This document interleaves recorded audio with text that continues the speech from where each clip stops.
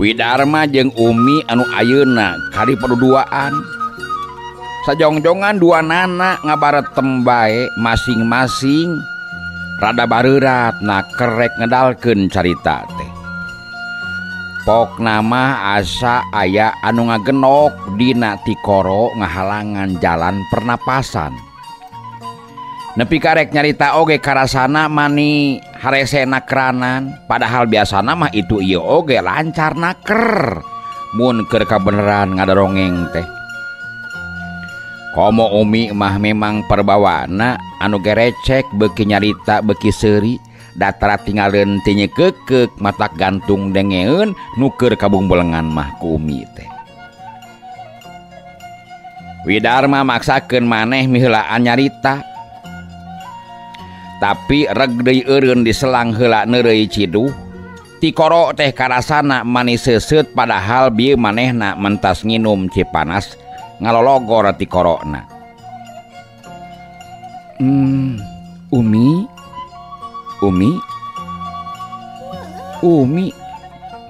Kah? Aya naon, Kang?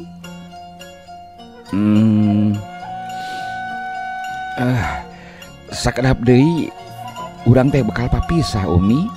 Reg deui eureun Widarma teh harita teh. Bade ka dieu deui atuh nepi moal Kang Darma? Umi bari mali ka Widarma nu ayeuna geus diuk dina bangku anggang ti manehna. Tangtos atuh Mi. Kapan di dieu aya teangeun atuh ari Umi kumaha ieu teh? Widarma neureuy deui Ciduh. Lain ngarasa seuseut ayeuna mah tapi ngarasa uruy mireungeuh bubuden anu keur manco hareupeunana. Sakitu teu kaur ngaluis puguh ka karahudang sare bet matak leuwih-leuwih narikna kana hate. Bukusut anu ngaromyong kana tarang bet matak kalah nambah-nambah hate lewang haringrang lamun ningalkeun teh atuh. Bilih terus ngabeng beos we tos mah tebih mah ilaharna sok tara emut. Teras nama uang hiung we teu benten tibang bara. Milari kembang anu seger atuh Kang. Duh, teu aya panginten nu. Paling-paling huang hiu ngebrehkeun hariring silung kasurung ku ati rungsing atuh panginten. Lang-lang ling-ling jiga nu teu eling lalamutan ku malayang ngalingling teu puguh cicing mi eling anu dikantun kitu. Saha teh ya Kang Darma? Nya saha deui atuh? Upami sanes nu ayeuna nuju di payunan mah. Pamengket mah sok alus saur panipuhan Kang. Tos tebih mah bos buah emut buah henteu ka urang lembur sisi situ teh atuh. Piraku deui atuh nu. Taya panginten Kang Darma mah bade lancalincin nu cat mulang udara tina tali gadang. Panuhun mamugi daluang katinggang mangsi. Malah manar katuliskeun engkang sumpah nama teni langkung sae bobot umur upami teu kapalu punangtung kanu. Sawangsulna upami enung kabuktosan nolak ka engkang. Tos patebih mah janten teu emut deui ka urang gunung. Engkang teh boa-boa ngarabab jangkung gering pikir ngalang layung. Badan teh antukna mah ngajampana bugang jalaran ku kalaleban nung. Umi mah tetebihkeun kana kitu. Sumpahna oge ka pangeran Kang. Upami Umi ngijing sila bengkok sinembah ngelakon kentos panutan. Kitu Kang Darma. Oh gitunya. Reket panto aya nu muka ti jero lol karna ngan ukur tembong sirahna sadengeh kanu keur sosonoan. Beres. Pokna ngaharewos. Tos siap mak rek mangkat ieu. Teu beda ti nu digebah nu keur antang sosonoan teh ngagentak ngarorejat ngajauhan. Widarma saterusna jung manehna nangtung maksudna rek ka jero. Sedangkan Umi ngagedrig kaburuan terus ngoreleng ka panto tukang ngageblus ka dapur cat unggah ka tengah imah milu ngumpul jeung nu sejen lantaran nu rek miang geus saged karijung.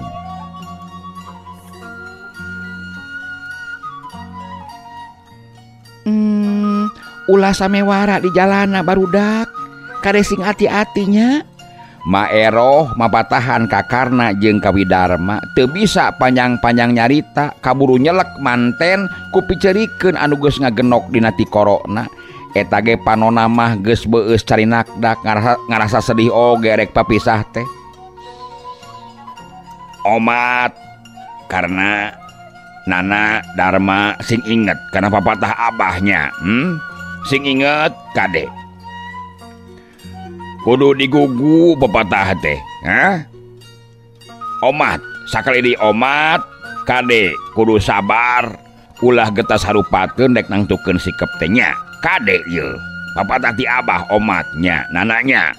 Pasuta ngelingan kaduanana tayalian pangkitu teh bakating ku kasurung ku kanyaah sarta kaheman anu pohara risi nu jadi anak pinanggih jeung Pancabaya.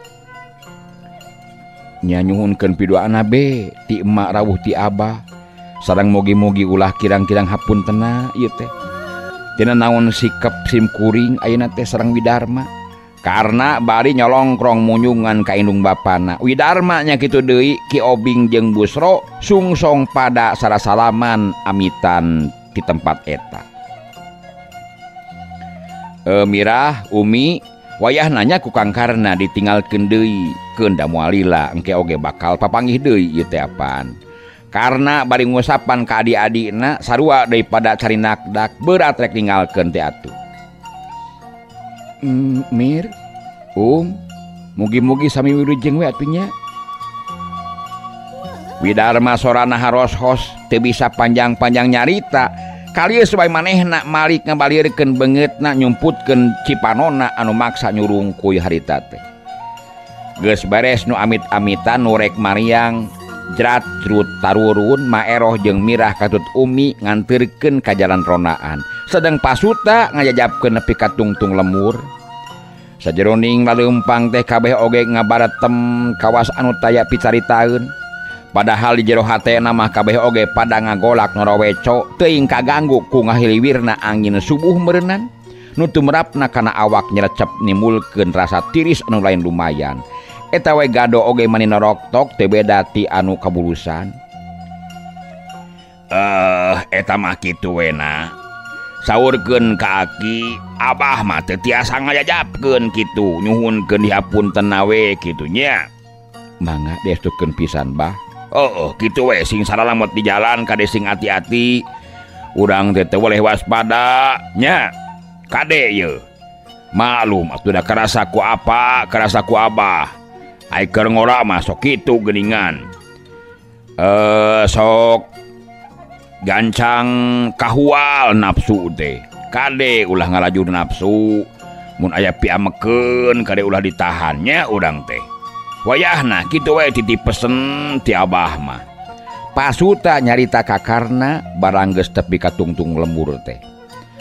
Bral Karna saterusna neruskeun lumakuna pairing-iring jeung Widarma. Poekna peuting masih keneh ngadingding sanajan teu matak mugagkeun kanu keur ngeureuyeuh leumpang badarat. Dianterkeun ku paneteupna Pasuta anu masih keneh ngajengjen di sisi lemur. Masih keneh temong rigigna mah manehna tacan waka ingkah tetep bae ngajengjen ngawaskeun anu beuki lila jirimna beuki samar-samar tungtungna mah les bae teu katemong. Eta antara Karna jeung Widarma teh geus init maksudna dek kabumbulang deui. Sanajan dina hate mah Karna geus janji yen satekah polah rek ngagugu kana papatahna nu jadi bapa nyaeta Pasuta. Manehna moal wani-wani nembongkeun pamulu anu matak nimulkeun nafsuna Ki Jatun. Anu hal ieu teh memang papalimpangna keur jeung grentes hatena. Hate lalaki anu sugih ka wani tur percaya kana kakuatan diri pribadi tapi manehna rek marketkeun nguat-nguat maneh samata-mata ngan pikeun ngebrehkeun kumaha sumujudna kanu jadi bapa. Tapi rupana bae boh kahayang Pasuta boh karepna karena anu boga maksud rek gumusti kana pigurukna Pasuta eta teh bukti nama ngan ukur semet kahayang na manusia malulu. Sanajan cenah geus dipatri ku janji anu geus diikrarkeun. Tapi ari teu dibarengan ku gurat tutulisan anu geus digariskeun ku pangeran anu tumrapna ka manusia mangrupa hiji takdir anu teu bisa dipungkir. Anu teu bisa dikoreh deui saeutik oge manusia teh teu bisa majar kumaha. Kapaksa daek teu daek kudu tumpak kana kadar tutulisan ti anu maha kawasa. Saperti kaayaanana karna manehna lumakuna sabatur-batur teh estuning dibarengan ku milikna. Ti Garut keneh pisan manehna geus hasil menang tutumpakan. Kabeneranana teh tumpak wahon anu langsung ka Sumadera. Datang ka Sumadera aya deui bae wahon nu rek ka Pakenjeng. Atuh cruk crak sarerea tarumpak sanggeus nepi ka Pakenjeng kakara maranehanana badarat rek neruskeun lalampahanana nuju ka daerah Bungbulang. Tah dina lebah dieu keunana babasan milik teu pahili-hili bagja teu pala-ala. Memang geus dikadarkeun karna kudu kabau diributan jeung Ki Jatun. Dak dumadakan teh keur ngagaredig maju kana karuka ari gok teh ngadon papanggih jeung Darwita. Mangkaning kapan Darwita teh boh ka Ki Obing boh ka Karna kaduanana oge puguh lain teu aya patula patalina. Jeung Karna ti heula geus kungsi padungdung malah ngalakon ripuh ka titih wawesen katut jajatena. Jeung Ki Obing nya kitu keneh anyar keneh pisan patelakna nyaeta waktu Ki Obing balik ti Bungbulang pikeun nyusulan Karna. Basa poe kamarina oge Darwita kungsi ngalaman ragrag deui.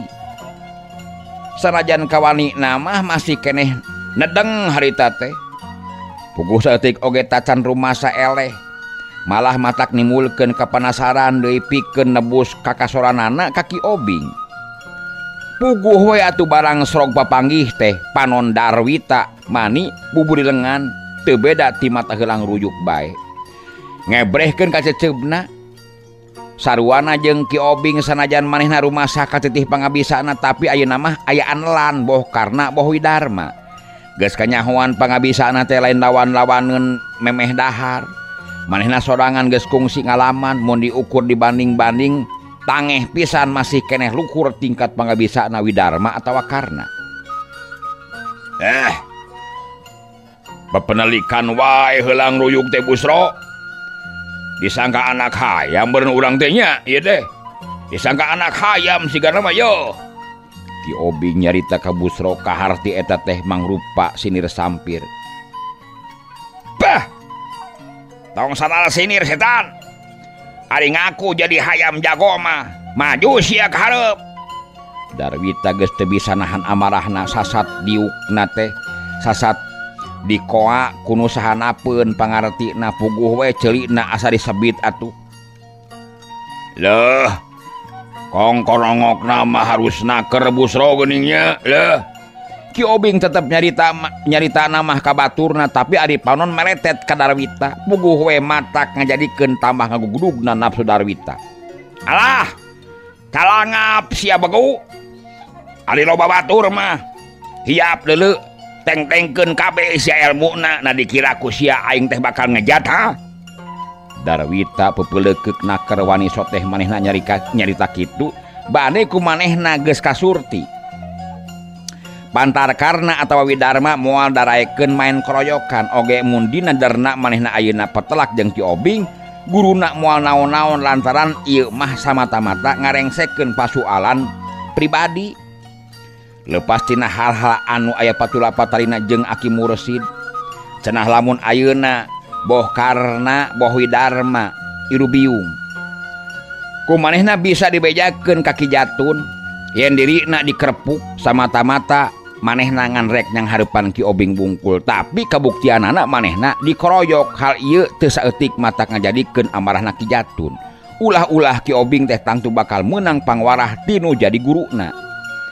Geus puguh Karna jeung Widarma moal kalarung rek sakalian baik ku manehna dibejakeun yen maranehanana teh make mamawa kanu jadi guru. boh karena boh Widharma barang ngadenge caritaanana Darwita anu saolah-olah dieusi panangtang puguh we piraku teu kasunut hatena leuwih-leuwih karena anu memang masih kene aya balitunganana jeung Darwita teh lain teu inget kana papatahan anu jadi bapa da ieu mah nyang hareupan Darwita sasat musuhna pribadi sorog bae manehna maju ka hareup bari nyarita ya teu kudu nangtang ka kabeh Darwita kaula heula sang hareupan lain boga keneh kapanasaran ka kaula teh memang rek naon kitu sia lain Darwita ketak namah teu budu matak ngarenjag nu borangan teu kudu tatanya deui kapan bieu Andika nangtang lawan yap atuh si Karna gerar jajal pantrang kaula mah ngoroyok lawan hayo maju Darwita ngerasa geus kagok asong puguh nu diharepkeunana mah Ki Obing anu bakal maju tapi ieu bet kabuktianana karena anu tandang makalangan sanajan hatena ngarasa keder oge tapi jeung tinimang mundur mah matak bae wiwirang di kolong catang teu kalobakeun deui omong deui sebrut bae manehna narajang hayo sialah soklah hap hiat lain saperti dek ngagebah hayang waktu Darwita hap iya karena ukur ngakilek ngeserkeun kuda-kudana leungeun Darwita anu geus diwangun hiji jurus anu nyebrut teh kumanehna ukur ditoel digiwarkeun kaprot bae kipratanana euteup kana pipi Darwita aduh gelo sia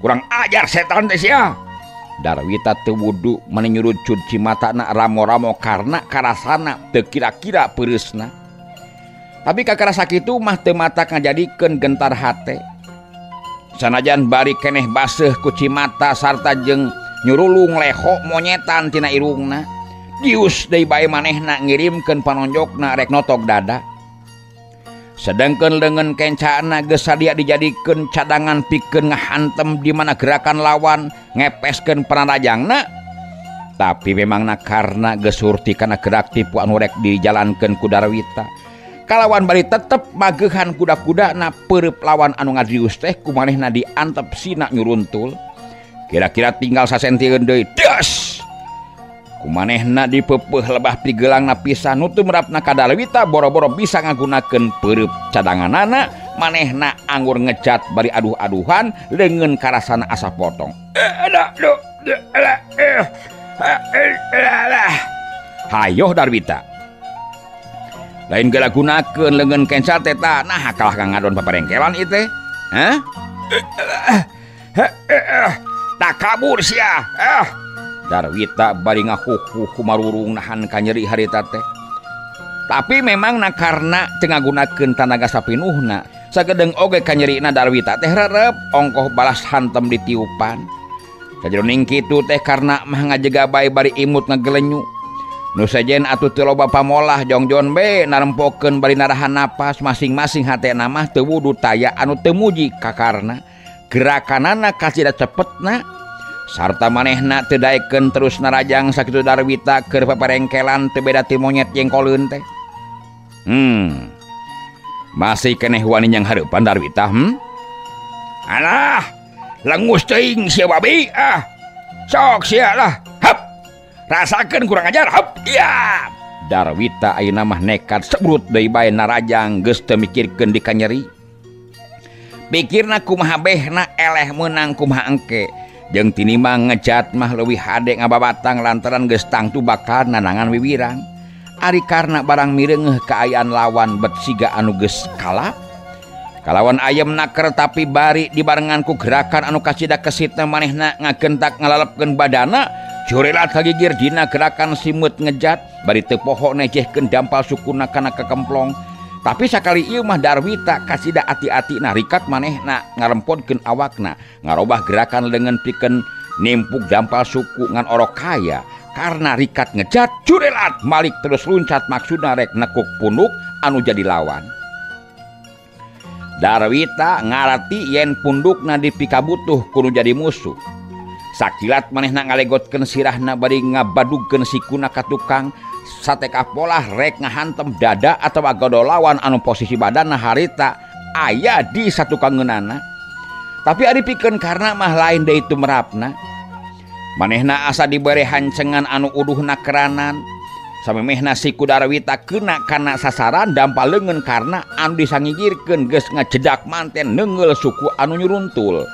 Darwita ngaranjug rikat manehna ngorebat ka gigir terus malik nu maksudna rek nyusun pananajang tikatuhkeun lawan anu kaayaan badana harita semudoyong sarta nyang hareup nyela bumi. Tapi di luar dugaan Darwita sakilat nangker karena malik hilek ngenca nyingkahan jurus Darwita anu keur nyuruntul rek ngahakan iga burungna. Karena salamet iga burungna tika beunangan sedengkeun Darwita jadi ngaheungeu lantaran iga manehanana anu beulah katuhu jadi kabeunangan ku jurus musuhna dina gerakan jong jolong notog.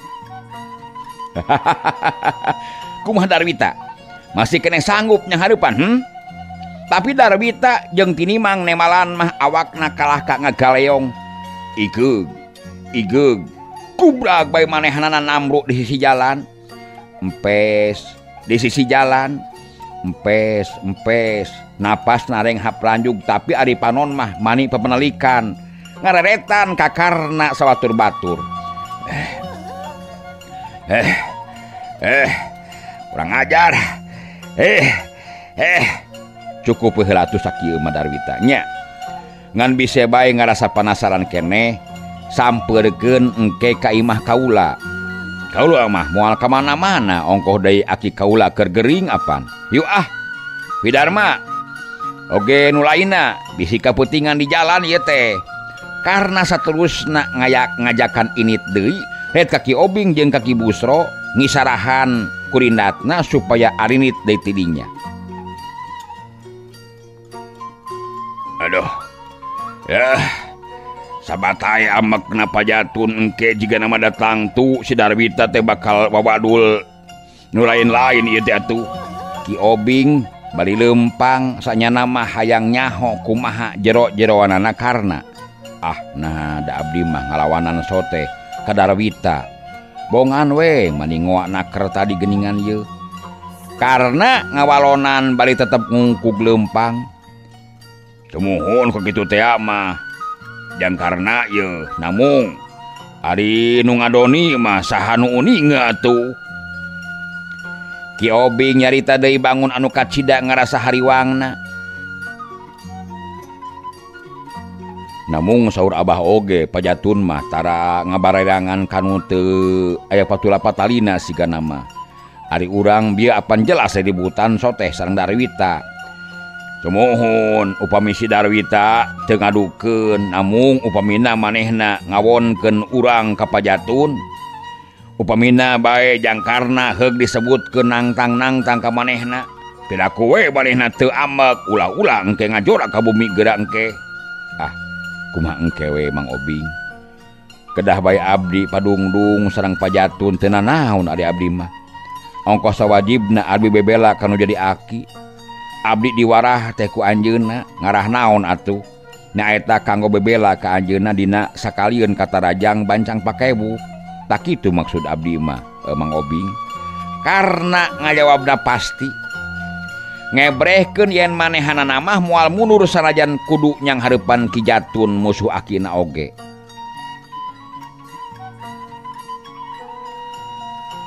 Benar kitu na. Karena urang diwarah ku aki aringan sakadar pikeun nyingsinan budak mah atuh. Cek kuring bener oge eta teh Ki Obing. Jawaban karna teh teu naon lah. Geus dijawab kitu mah ku karna komo barang ade ngecaritaan Widarma. Ki Obing teh teu ngomong deui hatena ayeuna ngarasa regreg lamun engke peuting pajatun ngajodag deui. Pasti bakal aya nu nyang hareupan. Oge sanyana Ki Obing teh kacida ngarep-ngarepna hayang nempok kumaha diaduna jago-jago anu memang tingkat pangabisana lain bantrak-bantrakeun. Kapajatun manehna geus cukup nganyahokeun sanajan bener tacan ngajajal pangabisana. Yen pajatun teh lain jawara jore-jore atuh ka karna nya kitu keneh sajabana tigeus bisa naksir kumaha kahebatanana karna ayeuna. Kapan manehanana sorangan bareto teh geus kungsi dijajal.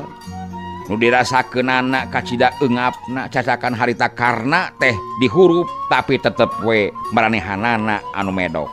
Teu karasa dipake ngobrol mah. harita geus narepi ka nang karuka.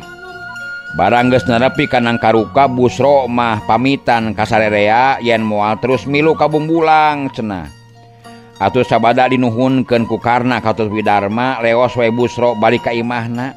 Sedengkeun Ki Obing mah ngan ukur nyimpang sakedeung bebeja ka pamajikanana yen geus datang ti panyabaan tapi rek terus milu ka Bumbulang cenah. Lantaran pamikirna cicing oge di imah sok sieun torojol we Darwita atau apa jatun ngajodag ka imahna harita teh. Palebah imah Madraub nyimpang heula tapi tetela manehna aya keneh di Bumbulang ngabaturan Aki Mursid. Geus kitu mah bring bae arinit deui nuluy ke numakuna datang ka imah geus reupreupan. Karna mah jeung Widarma sadatang-datang teh ngagentak bae muru Aki Mursid di pangkengna. Geus teu nolih ieu ka Madraub anu keur anekak sila di tengah imah. Ari breh teh bener we Aki Mursid teh keur ngajepat ditungguan ku Nini Amah. Teu anta parah deui Bu bae Karna jeung Widarma nyuuh ka gigireun Aki Mursid. Bari sumegruk ceurik bangun anu kanyanyerian pina kacida ngahalasna mireungeuh nu jadi Aki ngalempreh kawas nu ripuhna keur harita teh. Aki, ya abdi Ki. Ki, ya abdi Ki.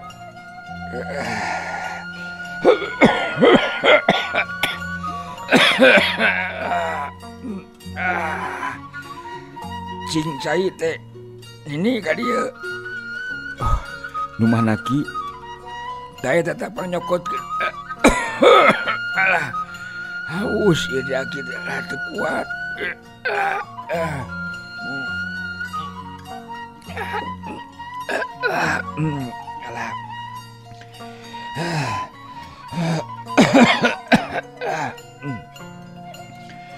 Ining nana Darma geus daratangnya. Aki Mursid bari ngareret kanu keur sumegruk gigireun. Garaya meleungeun ngusapan sirahna pilih genti. Hapunten Aki. Rumaos abdi teh tigadog kamalinaan. Upami teu aya anu nyusulan mah abdi teh ongkoh-ongkoh bae di Garut. Teu terang Aki teu damang Ki.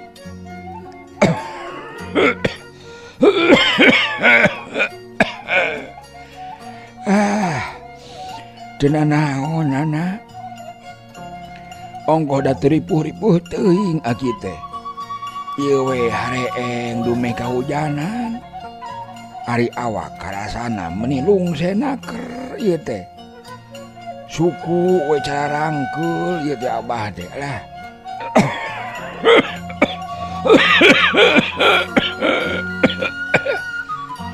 Ari Abah maneh henteu bareng ka dieu Jalu. Henteu Aki, mung aya kasauranana cenah. Abah teh waktos ieu mah teu tiasa ka dieu, mugi Aki ulah kirang-kirang hapuntenna we atuh Ki. Karenanya ayeuna mah cengkat neuteup kanu jadi Aki bari Cipanon anu masih keneh marebay harita teh. Oh. Teu naon atuh. Dihampura pisan.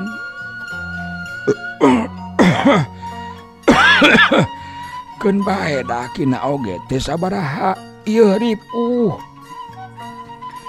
Gara reureuh we lanan ka itu Darma. Ripuh meureun mentas rumaku jauh eta teh. Aki Mursid rutret kaduanana. Bisi kali neangan we atuh. Nini eta barudak teh kumaha bisi lalapareun atuh. Nya, isi rek dalahar nana. Da sanggup mah gede.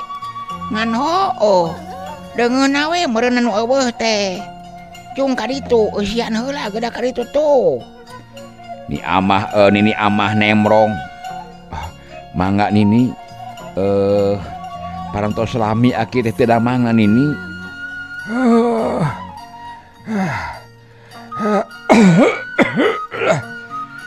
Ijeng batuk di alah ampun ieu teh. Nya kakadage mangkukna. Kahujanan mimitina mah basa ngomekeun kenteng. Duh. dosa atuh abdi nini da upami abdi teu ngampleng mah kenteng reksak teh panginten ku abdi dilereskeun siga nama. Ih.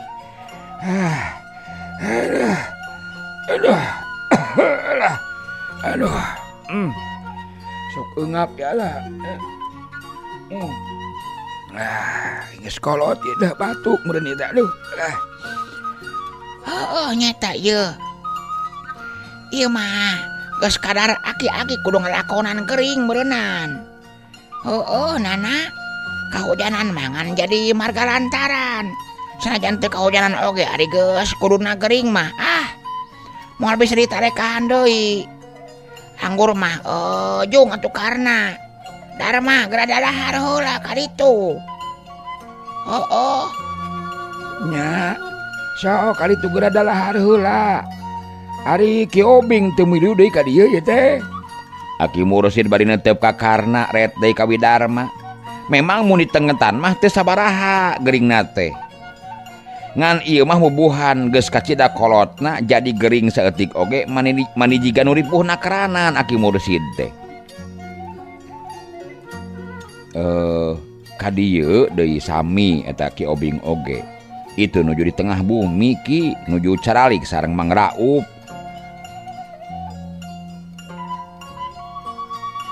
Atuh. Jung sina dalahar heula ka ditu. Capek meureunan ieu. Sok. Sina dahar heula Ki Obing oge sarua. Kojeng Kang Karna jeung Widarma ka tengah imah nyamperkeun Ki Obing jeung Ki Madraup anu keur ngagorah ngobrol bari harewosan harita teh. Nyaritakeun pangalamanana waktu kamari kungsi Padungdung jeung Darwita. Atuh bieu deui Darwita diwarah ku Karna nepi ka teu bisa walakaya ulah-ulah cenah peuting ieu pasti Ki Jatun teh narojol ngontrog. Solongkrong Karna ngajak sasalaman ka Ki Madraup nya kitu deui Widarma pipilugeun ngasongkeun leungeunna ku kitu teh mah sarerea oge teu jiga-jiga urut satru atuh.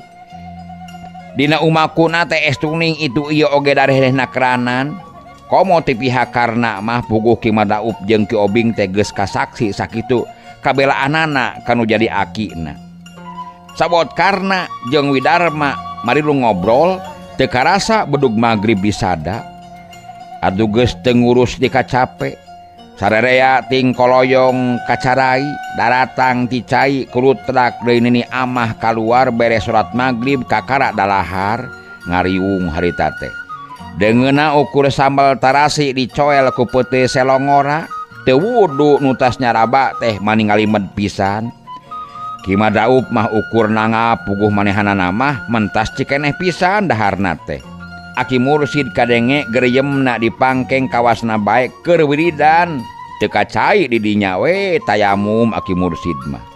Beres nu dahar ngobrol deui ngariung di tengah imah. Sadaha harewosan. Saurang oge hatena mah taya anu jongjon keur ngarep-ngarep anu bakal ngurunyung. Da moal salah deui Ki Jatun jeung Darwita teh bakal daratang ka dinya.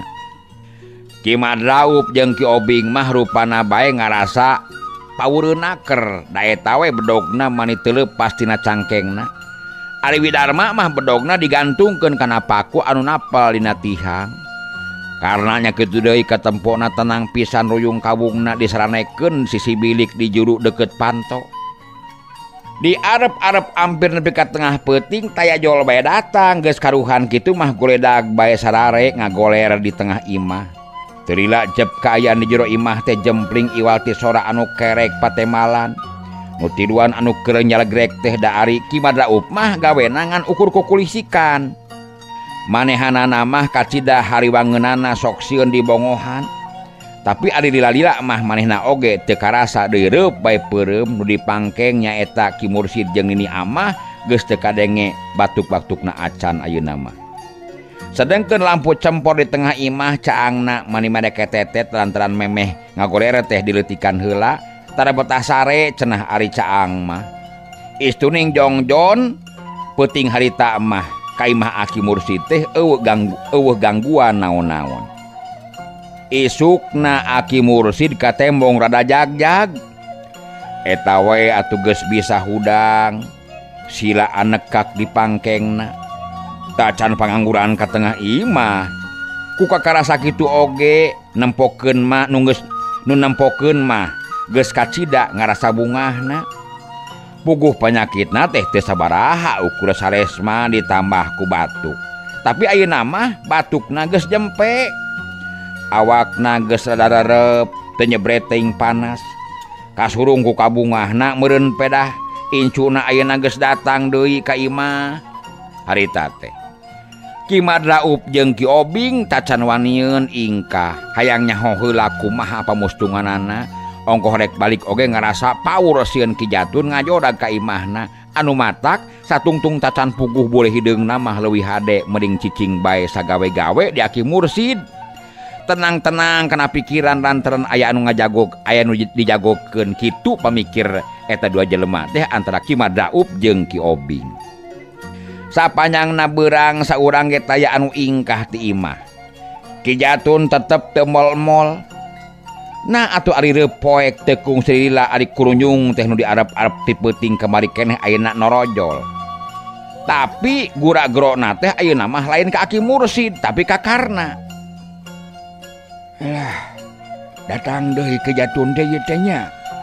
Aki Mursid bari nempo ka tengah imah. Satengah anu ngabejaan. Datang deui Ki Jatun teh geuningan. Aki Mursid bari nempo ka tengah imah satengah nu ngabejaan lantaran nu di tengah imah teh saurang ge taya anu nemalan. Merjogikeun abdi ayeuna mah Ki Karna bari ngojeng ka ngarawel ruyung kawungna bes diselapkeun di tukang tonggong. Brai Karna mukakeun panto. Sorangan taya anu ngabaturan lantaran kabeh oge dicaram ulah aya anu kaluar heula. Ki Jatun teh rek disanghareupan ku manehna sorangan. Kumaha Ki? Itu si Nana diantep sorangan ieu teh. Nini amah ngaharewas ka Ki Mursid ngarasa pawur nu lain lumayan atuh. Incuna dek nyanghareupan sosoranganan. Sumuhuna Ki. Bade dibaturan ku abdi Ki nya. Widarma nemrong manehna teu kurang-kurang ngarasa hariwangna lantaran geus ngadenge sorangan ti Aki Mursid yen Ki Jatun teh kacida hebatna atuh. Keun bae tong dibaturan ayeuna mah.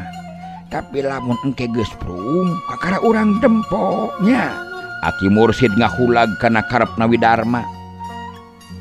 Kumaha Pak? Bakal pikiateun kitu jang Karna teh?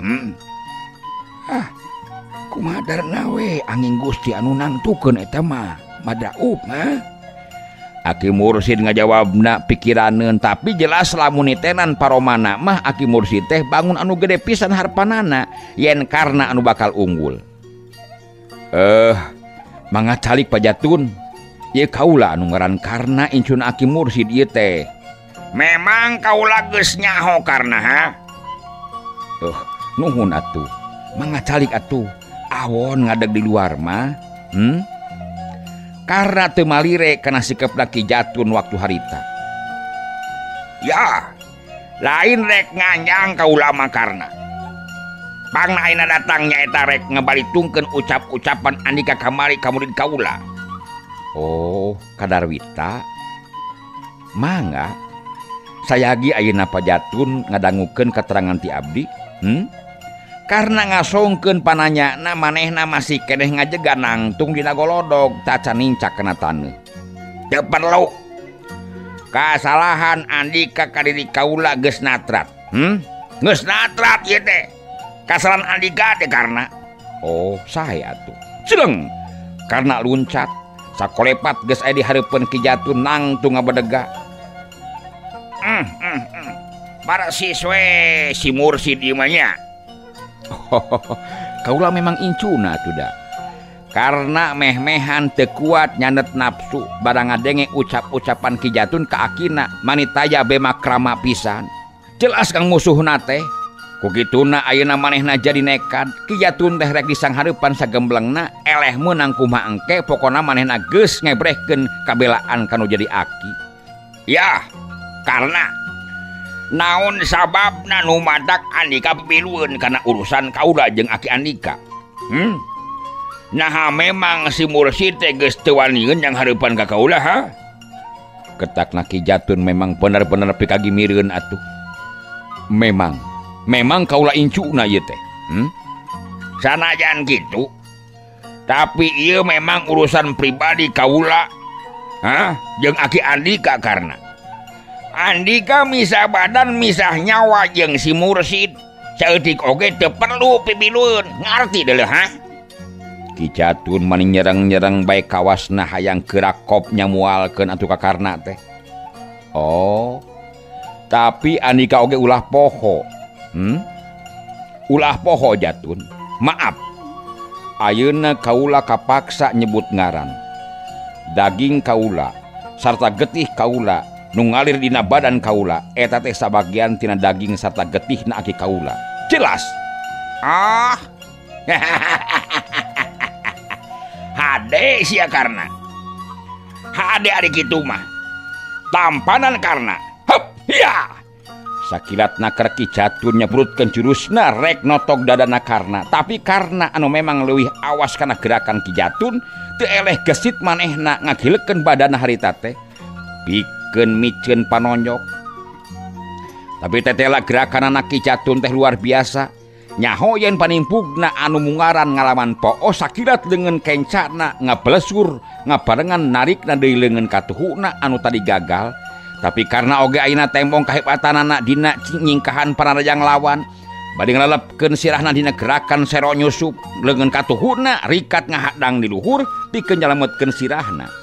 Ku kituna panimpug leungeun kenca Ki Jatun anu disusul ku nyuruntulna leungeun katuhu anu maksudna ngayakeun teungeulan nu batutur-tutur sakaligus geus bisa ditakis ku Karna. Sedengkeun leungeun kenca Karna nyabrut di handap rek ngahancah hulu angen ngan bae Ki Jatun teh lain jago sakatiga atuh. Sakicep gerakan lawan kitu teh geus bisa katiten pikeun nyalametkeun diri na kapaksa manehna ngacaul ka tukang. Ngejat geuning Jatun. Nah make ngejat atuh. Walah. Ulah wakatna kabur karena awas rasakeun kurang ajar. Hep, iya ya. Nyaho-nyaho Ki Jatun geus narajang deui dina gerakan nekuk punuk jeung ngarojog genggerong, hiji gerakan anu memang bisa ngimangan gerakan sero nyusup bogana Karna. Dipikir kadinya namah memang bener-bener Ki Jatun teh lain lawan enteng-enteng bongan tadi anu jadi lawan ngagunakeun gerakan sero nyusup. Ayeuna manehna ngan sakicep pisan geus bisa ngaluarkeun antina nyaeta gerakan maung nekuk punuk harita teh.